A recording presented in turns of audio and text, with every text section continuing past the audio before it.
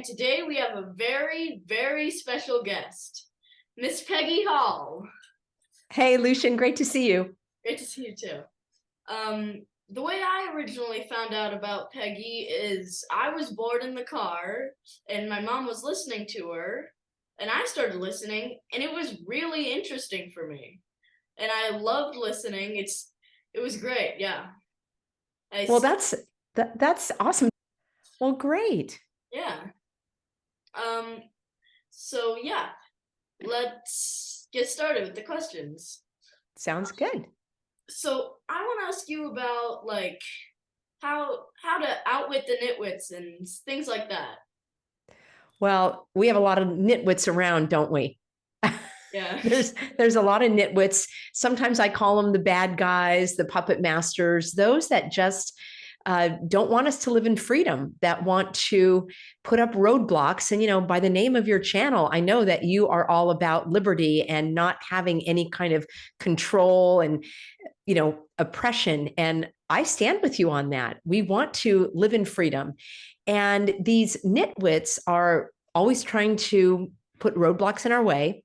And on my channel on YouTube, it's heavily censored. So I have to be careful about the words that I use when I'm talking about modern day events, because I've had my channel censored where my videos have been taken down. And when that happens, you can't upload a video for a week. And if it happens again, you can't upload a video for 2 weeks. And it happens again, they take down your channel. And a lot of people ask me why I'm on YouTube if YouTube censors so much, right? They're one of the nitwits. And the answer that I give is because it is where a lot of people are. It's a huge search engine. So if people are typing in something like, how do I keep my job without a jab? Then ideally, my video is going to pop up and I'm going to be able to help them and educate them on their rights, how to stand up for themselves, how not to give in to tyranny and oppression. But in order to do that, Lucian, I have to use my own code words. And that's one of the ways that I outwit the nitwits.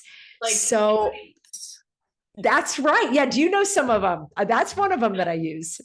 Yeah. Well, cooties is what I call the invisible enemy that's out there that apparently we are told is making people sick.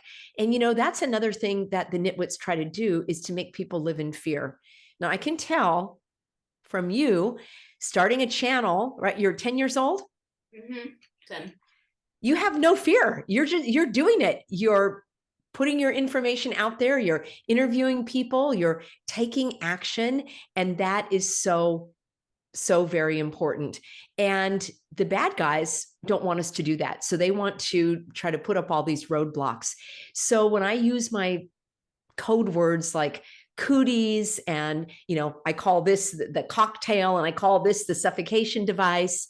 And I've got all sorts of different phrases that I use, but the bigger picture is to make sure that we stay one step ahead of the bad guys so that we are not going to give in, give up, or give over our freedom, no matter what the cost. And I want to tell you something, Lucian, something that really frustrated me over these few years was when people would say to me, you know what, Peggy, I didn't have a choice. I had to get the jab. I didn't have a choice. I had to put on the suffocation device. I didn't have a choice. Yeah. Go ahead. You always have a choice. That you don't have to be controlled by anyone.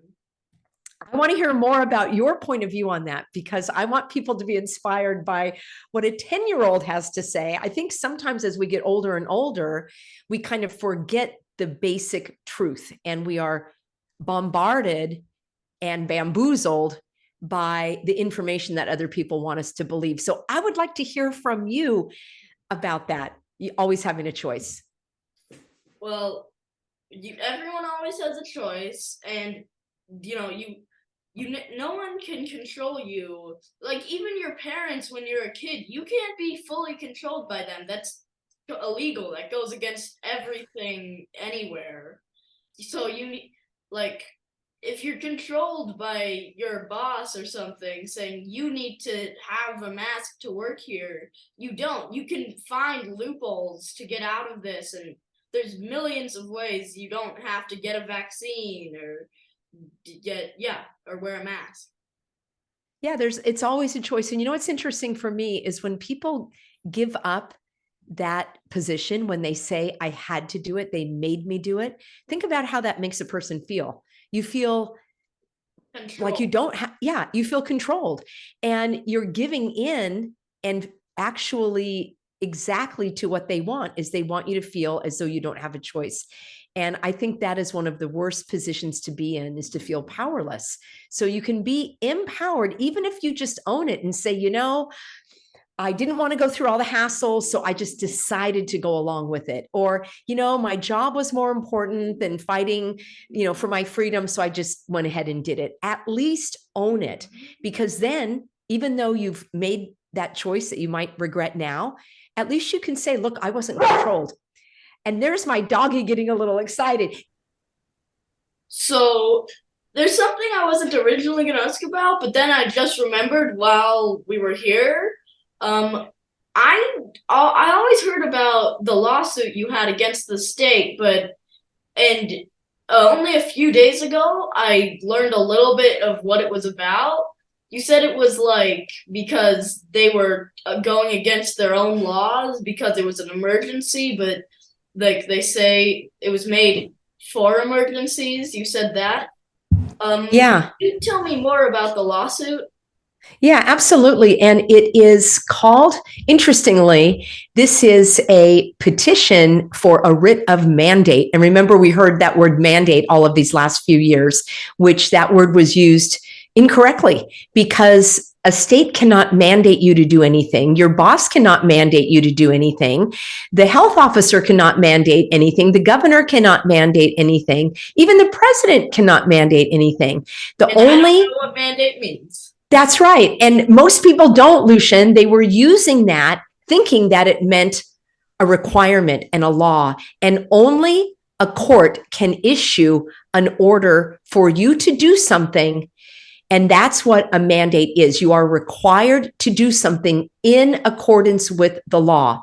And over these last few years, you heard about mask mandate and, the jab mandate. No, there's no law.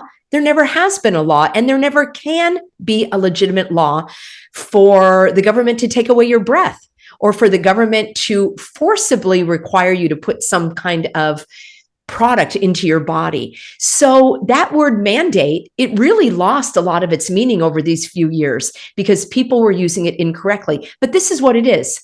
A mandate is a written order by a judge in a court, according to law, forcing a government person or agency, or even forcing another court to do something that the law requires them to do. And that's it at its most simple thing. And I'm going to explain exactly what I did. So this is against the county of Orange. So in California, Orange County, California was one of the most shut down counties. California shut down before any other state.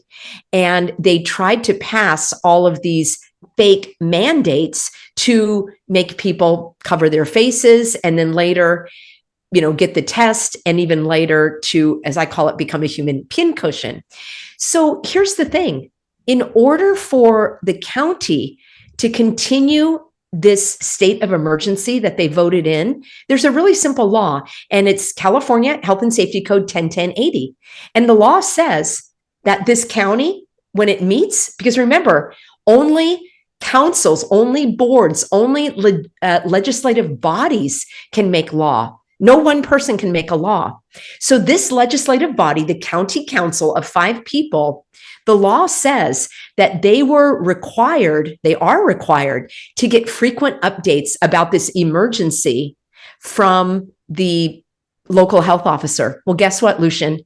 They stopped having the meetings. They said, we don't need to have these meetings. Just the governor can tell us when the emergency is over. Well, that's not what the law says. The law says you have to have these meetings in public so the public can be informed as to what's going on. And the most important part about this law was that you have to vote to end this emergency at the earliest date possible. Well, and I know that, That should have been in the very first month of this emergency because it was quite overblown. But what happened is the county said, no, we're not going to vote on it. We're just going to have the governor tell us what to do. Well, that is not in accordance with the law. The law says power to do that. That exactly. He doesn't have the power. And that's, to me, the most troubling thing of all is that now this legislative body is trying to say, oh, the governor can just make the laws and tell us what to do. So that's what the lawsuit is about. It's a clear violation of the law. The law is part of California emergency law. It's called the Emergency Services Act. And it's the law that requires the county to do certain behaviors, guess what, during an emergency. And guess what their defense was? They said, we don't have to do this. Why? Because it's an emergency. That's like, Your Honor, we don't have to stop at the stop sign. Why? Because it says stop. There's no logic whatsoever. And you know, Lucian, because there's no logic, and they know that they did not have the law on their side, they pulled all the funny business. And they tried to delay by having a motion to dismiss the case, which we overruled and we won. Then they tried to say that I didn't have standing. I didn't have the right to bring a lawsuit, which was overruled. I have a right to bring the lawsuit. And then they tried all sorts of other shenanigans and funny business by delaying the hearings, having different judges. We're on our fourth judge now, and we still have a couple of more weeks before the judge is going to issue his ruling. And the only thing we want the judge to say is a simple declaration. It's called a declaratory judgment. And we want the court to issue this mandate, to issue this requirement stating, hey, you at the county, you are required to follow emergency law during an emergency. What a concept. Yeah, you have to win. There's no excuse to get out of that. Not at all. Common sense. When you came in, you should have came in with the fact, and they should have been like, common sense. Okay, done. We're not doing this whole thing. This is common sense. You know, you could be sitting on that bench there, Lucian, and you could rule adequately and correctly on this because it's very simple. You're exactly right. And here's the thing, because the county, think about it, they have unlimited resources. They had 5, 6, 7 attorneys on this case against me. And I did have an attorney. Later, we brought in a couple others. But imagine they have unlimited money. They have unlimited time because it's the county. And the crazy thing of it all is like, it's my tax dollars that they're using to fight me in court. It's crazy. They're using you against you. Yeah. Cheating. That's cheating. It's against the law. Yeah. But I tell you, it was really interesting. And the reason why I did this is because I told them I was going to do it. And like you, I'm a person of action. I don't want to sit around and complain. I want to do something. And you're doing something. You've got a YouTube channel. I mean, at the age of 10, you're interviewing people, you're studying, you're learning, you're creating. And that's the most important thing we can do. And I'll tell you, it was getting really frustrating because I was going to these meetings at the county, week after week. Well, they were usually every other week. And I went, every meeting again and again and again for over a year. And they never changed their tune. They would not listen to the people. They would not even take into consideration what all of we, the people, who we are their constituents, we are their boss. Imagine you go, I don't know, to, place an order for some spaghetti, and you come back and they bring back fried chicken. You're like, well, I wanted spaghetti. We are requesting and actually petitioning them to represent us, our needs, and they completely ignored them. So I said, you know what? I'm not going to keep arguing about this. I am going to take this to court. I would show them week after week, this is the law. This is your violation. You are required to do these duties and you're not doing them. And it was so frustrating because they didn't care. So that was a really interesting lesson for me.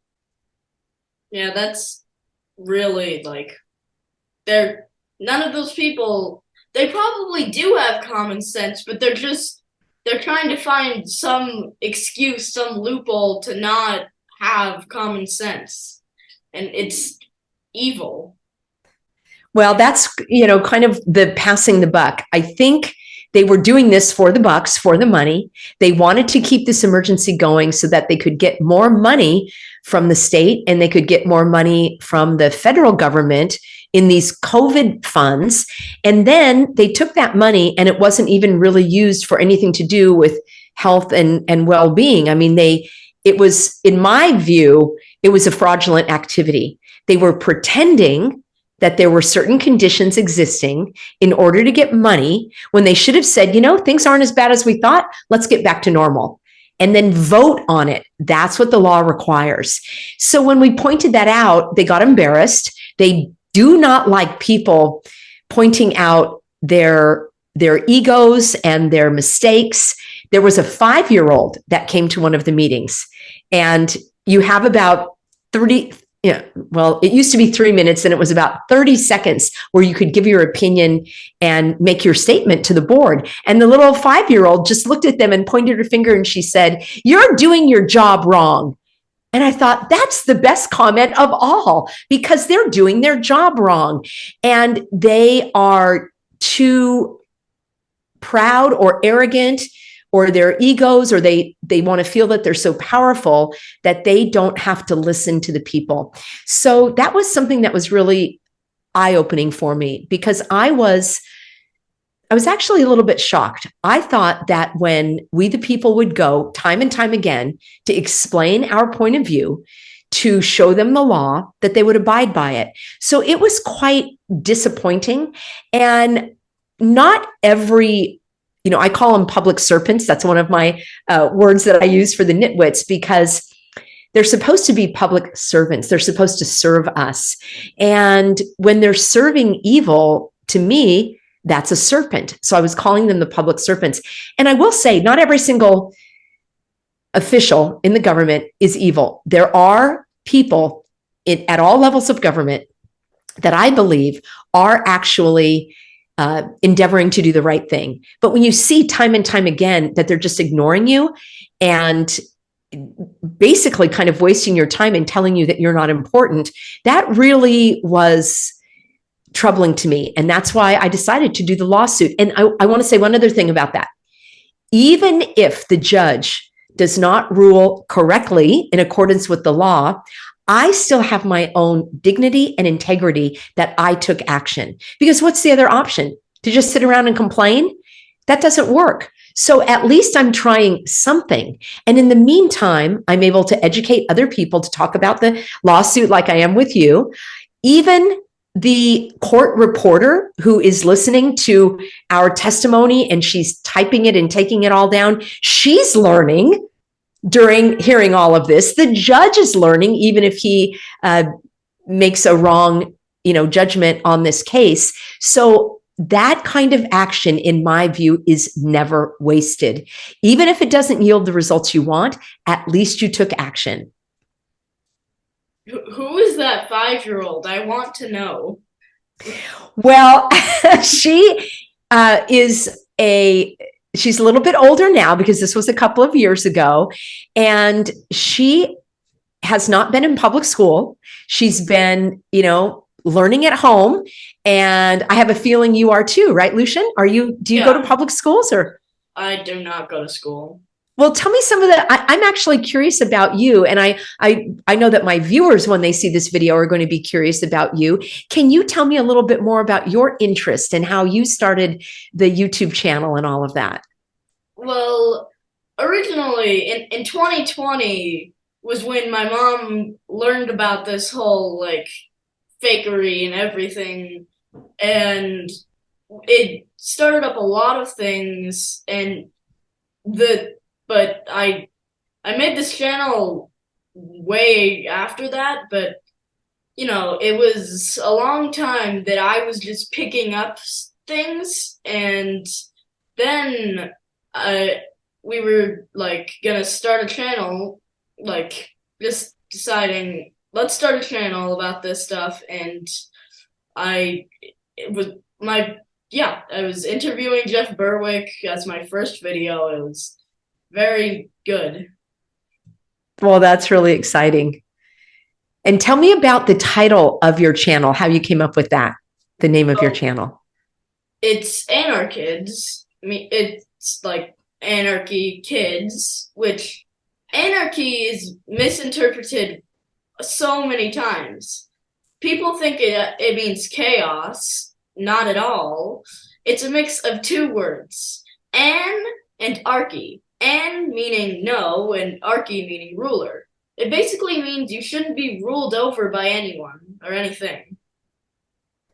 So I mixed that with kids and added a Y instead of an I, and then boom, done. I think that is so clever. That is really, I love that you took this action and that you're creating instead of complaining. You're doing your interviews with people. And are you reaching some kids with your channel, the NR Kids? I have no idea. So how do you think kids could like do your mottos? Like I have them, my mom wrote them down. Outwitting the nitwits, swimming faster, kicking harder, reading between the lies. How can they do all those things at home? Well, I love those. So let's start with reading between the lies. And, we have that expression to read between the lines. And the idea is basically the same, that you're not going to just take at face value what you're told. And that's what we also call critical thinking. It's basically just thinking and not just receiving and accepting blindly. So, in this period where we have so much information right at our fingertips, right? Cell phone, social media, regular TV news, alternative media, all of this information that you can just grab. You have to take time to actually consider what is valid, what is truthful, what can I trust, and what is there to create propaganda or to shape a story or a narrative or a point of view for somebody's own benefit. And so that's basically reading between the lies. And what I always do is I just look at who, what, where, when, why, and how. So who is telling me this? Like right now, you and I are talking. So this is like firsthand information. You're telling me something, I'm listening. I can ask you a question if I need to know more. But if somebody else saw this and they said, oh, did you hear what Peggy said? And then they start talking, well, they might interpret it differently. Now they're talking about me and maybe using some of my words, but that person didn't hear it directly from me. So I'm always asking who is sharing this information, and can I trust that person? Do they have something else that they might have changed or manipulated or wanted to say? So I think that's really important. And then of course, the what is all of the factual information, what happened, and the where, when, why, and how. And it is asking questions, even if we don't have the answers. So let's say that we'll use that example of the stop sign again. And let's say that there is a neighbor who, for some reason, doesn't like the next neighbor. And so he calls the police and says, I see that neighbor run through the stop sign, 3 times a day. 4 times a day. And the police say, well, where's your evidence? Well, I've just seen him do it. Well, can we trust that? We have to dig a little bit deeper. What is their relationship? What evidence do you have that that person ran through the stop sign? It has to be credible. It has to be believable. So that's just a simple example. But anything that's going on in the news or anything that we're told, we need to ask more questions. When did that happen? How do you know? Who was there? How can we validate it? And that is basically reading between the lies. And the other thing I would say is when we can see a pattern where things are repeated again and again and again. For example, in this country, there is a desire to remove the Second Amendment rights. And I call it the bang bang, to own your own, personal protection. And that is a fact, because you can see how many laws there are trying to be passed to prevent people from having their right to do that. And then you start to see different kinds of stories that we're told have happened. And when you start to analyze this, and you'll see certain patterns, and you're like, this doesn't make sense. They're using the same old story again and again and again, and their tactics and their techniques and their strategies. It's like I'm watching a movie. Details, like in the thing, and everyone's like, oh, it's just slightly similar. What a coincidence. And then they don't talk about it. Exactly. And you know what they do? Go ahead, Lucian. They need to, like, people need to do research when having these, like, if you see something, you can, like, I'm sure there would be, like, many people becoming libertarianists and anarchists if they just, like, did research on when they see, like, stuff on the news. If they thought, oh, maybe I'll do my research, like within 2 days they'd be anarchist, libertarianist. Well, you're absolutely right. People need to do research. And I think there are a couple of reasons why people don't. Number one, they're lazy. They actually don't want to do it. They want to be told what to think. They would rather just spend their time doing whatever they're doing and not be engaged in learning more and asking questions, because it actually takes time and it takes effort and it takes energy. And not everybody wants to do that. And then I think number two, actually, sad to say, I think some people might be limited in their literally in their ability to do so. Just like some people are better at sports, some people are better at music, some people are actually better at learning and understanding and how do I put this? Being able to research and put all of the pieces together. So they either may not have the ability to do it at the level that's required, or they may not have the desire to do it, or they may be so emotionally upset that they can't use their thinking mind. And that's one of the ways that you can read between the lies.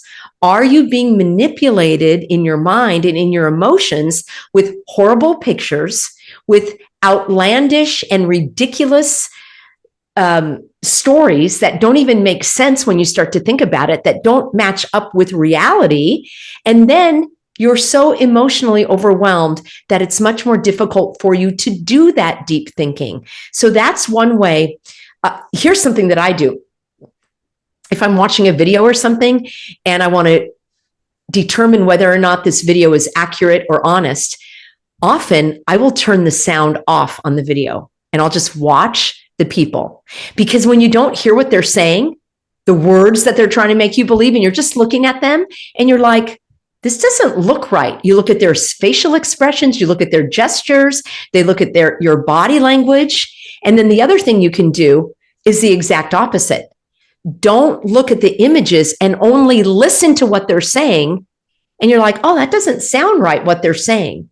Because when they put the sound and the picture together, there are other things that you can be manipulated with music, with other images, with where they are. So those are two things right away that you can do. And then the other thing, Lucian, I like to do is I play it really slowly. So sometimes even with the sound, I'll play it really slowly to make sure I hear everything. And then I'll play it without the sound. And here's one more tip.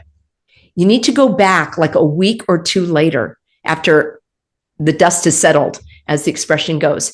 And you go back and you watch that information again after you've had a period of time. And I promise you, you're going to see things that you didn't see the first time around.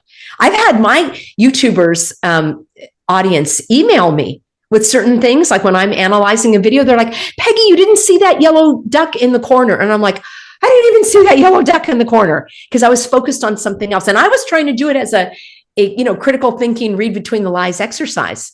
So going back later really makes a difference too. Yeah, and my mom told me that you did that. And so I was like, I didn't remember, but now you reminded me. I want to try that sometime with like the YouTubers I watch and see what happens. Also, absolutely. If my cat comes in here, I want to show you my cat. He's really what's your cat's name? Pinguini. He's a kitten. Oh, sounds sweet. If my mom brings him in here, I'll show you. Yeah, that would be great. I love the kitty cat. Yeah, it's like he's super cute and he bites like play bites. Because he's a kitten. And he's weird. He farts and it smells horrible. Oh dear. And it's like ah whenever he farts, dude, like run away. Oh dear. Oh, look at that beauty. Let me bring him closer. Oh my goodness. Look at those eyes. Beautiful green eyes. Oh, Oh, he's not biting me right now. I think he's being nice because you're yes. He says, I have to be on my best behavior. Oh, like a little baby until he bites me. He will. well, he's pretty patient there. Oh, well, that's a handsome fellow. He's being really nice for some reason. Oh. I don't know why. He's not usually this nice. So Hey, kitty. yeah, it's like doing a thumbs up recognition. Like, oh, you're gonna do a thumbs up, so it can put an emoji on the screen. I'm like, no, I'm holding a kid. Oh, that's cute. You had one other thing there, Lucian, you wanted me to talk about. It was read between the lies, and there was one other thing. Swim harder, kick faster. Yes. So that one I wanted to talk about.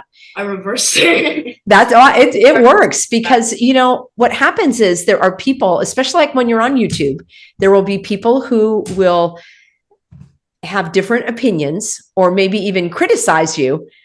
And that's pretty good for what you're doing. And instead of arguing with them, you just have to kick harder and swim faster and do more and just continue to create and not to let them pull you under. So when I used to do competitive ocean swims, and everybody would leave from the beach and you would run in the water and then you would swim.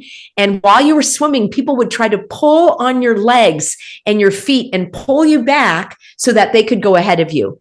And sometimes I would want to just stop and turn around and tell them, stop it, leave me alone, stop pulling on my feet. But I realized that actually prevented me from swimming, right? It delayed me in the race. So what I did instead of arguing with them, I just kicked my feet harder and I swam faster, and then they couldn't pull on my feet. So that's the example that I give. Instead of arguing with people that you're not going to be able to give them your point of view, just continue to create and share and produce your videos and contribute in a way that you can. Yeah. So I always thought you did like indoor swimming. I didn't always outdoor. Yeah, I'm in a warm area. I didn't know that was a thing. I didn't know that existed. Yeah, there's beach swims, and then I also swim in a pool, but I like to do those beach swims. So it was a competition, and I realized that advice is good just for life in general. So somebody's bothering you, they want to have an argument, you can stop and delay yourself, or you can just kick harder, swim faster, leave them in the dust, move ahead. It's also called like stay in your lane, just do what you're here to do and let your work and your activities really do the talking for you. Yeah. The meeting's gonna end in 2 minutes automatically, but I have an extra one, so Well, I do have my other show that I need to get on, Lucian, for my live stream. So yeah, maybe we can do another interview on another day. That would be great. Mm-hmm. Okay. Thank you. So yeah. Next time we do an interview, I want, like, even after or before the interview, I just, like, if you have time, my mom would love to talk to you. She wanted me to not say this. I did not care. Yeah, and my mom was born and raised in Soviet Union, and so, like, she couldn't leave, stuck there, and so nowadays what's going on, I'm 100% sure she won't let this happen with what she grew up. Yeah. Well, that's wonderful. And I think that's one of the great things about this country is that we have immigrants from all different places. And I will say that it is those immigrants that have come here that have fled communism and tyranny and oppression. And they are going to be the ones that save this country because they know what they fled. And so many Americans that were born here that may not be affected, or they may not realize that they're being affected by all of this oppression and the regulation from the rulers and so forth. They just kind of go along with it. And it's not until it's too late that they might wake up and say, oh my gosh, what's happening? So I appreciate and I'm grateful for, our country is a country of immigrants. And my mom's dad, so my grandfather came from Eastern Europe as well. And I think it's just like in my blood that I also want to fight and stand for freedom. So love to talk to your mom in an upcoming time. I can see we have just a few minutes left, but yeah, that would be fantastic. On my screen, it says less than a minute. It doesn't even tell me a second. Well, Okay. thank you, Lucian. I really appreciate it. And yeah,